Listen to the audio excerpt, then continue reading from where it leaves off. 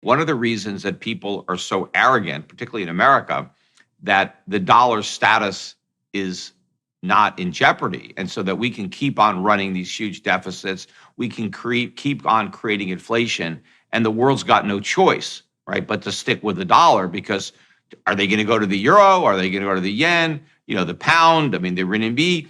I agree. All of those currencies also have problems, and so do you really want to switch from one flawed fiat currency to another, even if those other fiat currencies may be less flawed than the dollar, right?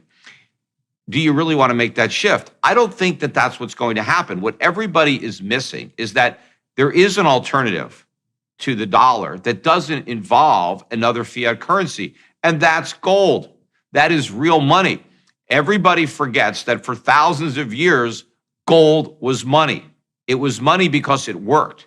Now, over the course of time, we had paper currencies that would rise and fall. I mean, hundreds of years ago, they were paper currencies that are now worthless and you don't even know their names. They come and go, but gold has stayed. Gold works as money. And so I think what these central banks are going to do is as they get out of dollars, they will just increase their holdings of gold. Gold will be the monetary anchor. Gold will be the reserve monetary asset, just the way it was before the dollar. It wasn't the British pound. I mean, the British pound was a dominant currency, but gold was what everybody owned. The British backed the pound. Do you see any evidence that some of these alternate currencies are starting to back their currency claims with gold? Oh yeah, you can. What's happening on the central banks are now buying more gold than they've bought in decades, especially a lot of the the emerging market countries. Not even maybe so much the United States isn't buying any gold, and maybe some of the more mature countries, but a lot of other countries that had predominantly held dollars and then to a lower degree euros or yen or pounds. These countries are increasingly buying gold. That's why gold is at a record high. I mean, gold's around $2,000 an ounce, but in terms of just about every other currency on the planet, gold has been hitting all-time record highs. And again, that's not really gold going up. That's all these fiat currencies going down. But one of the reasons that countries would want gold as opposed to the dollar is the U.S. government doesn't have any control over it. Gold is an asset that's not also somebody else's liability, and nobody can create it. You have to mine it. No one country, has the advantage. So, why would you want to take away that privilege that the United States has and just bestow it on somebody else who is going to abuse it the same way? I mean, the United States abused that privilege that we had, and we exported all this inflation to the world. We took advantage of the position that we were in. So why would you want to put another nation in a position to similarly take advantage of the world? It's much better to go back to honest money. And again, even when we were on Bretton Woods before 1971, and we were on the dollar standard, it was because the dollar was backed by gold. Again, if you held dollars, you held gold. That's where the saying came from. The dollar is as good as gold. In fact, the legal definition of a dollar is a weight of gold. That's what a dollar is. Dollars are gold. The paper currency that circulated, Federal Reserve notes, are not dollars. They are notes of the Federal Reserve. Initially, those Federal Reserve notes were payable in dollars. The dollars were the gold that the Federal Reserve notes paid. Because if you think about what a note is a promise to pay something. A Federal Reserve note is supposed to pay something. Well, what did it pay? It paid gold. It paid dollars. Today, Federal Reserve notes pay nothing. Their IOUs nothing. The Federal Reserve is not obligated to give you anything. I mean, if you have a $10 bill. Okay, so right? people might object, and they have, that, well, gold is just another arbitrary standard of value. It has some intrinsic worth. It's useful for jewelry. It's useful for certain industrial applications, but it's just another psychologically valuable currency without any intrinsic value. And so it shouldn't be a repository of value in principle that's any more stable than, let's say, a well-managed or even a badly managed fiat currency. And so what do you why is it that gold has proved itself, let's say over centuries or millennia, as a storehouse of value? What is it about gold intrinsically, let's say, that seems to have given it that edge?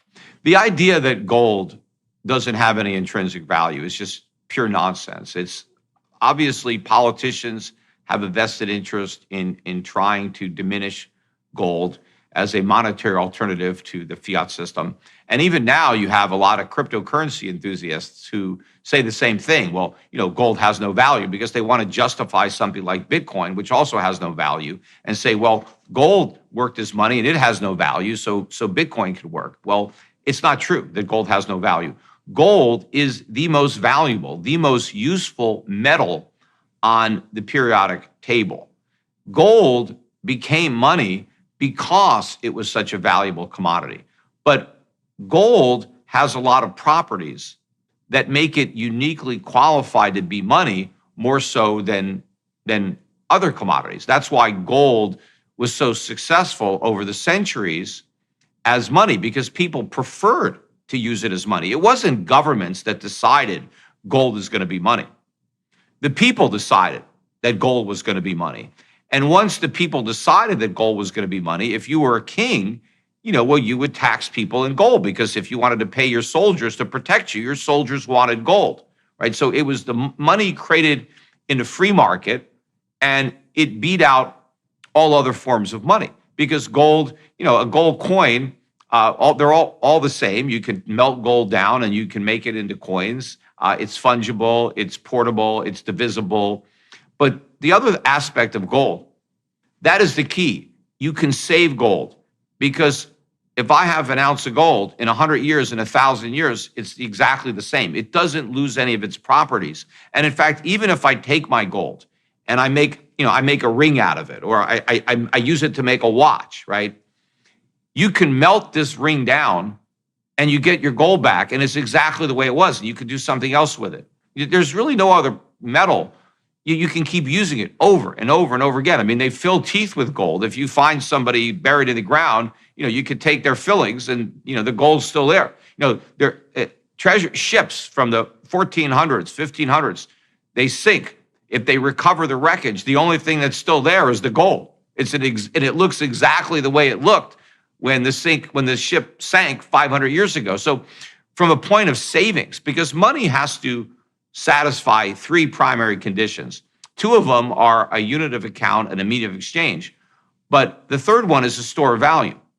And that's important because it's also makes it possible to do loans, that I can borrow money, you can lend money, and you can be repaid. And you know that the money that you're going to get repaid is going to retain its value. And so that's something that gold does better than other metals. But the value of gold, even if I'm not using my gold today as a metal, let's say I have gold stored in a safe, and you say, well, you're not using it for anything. That's true, but I'm preserving the future use of that gold.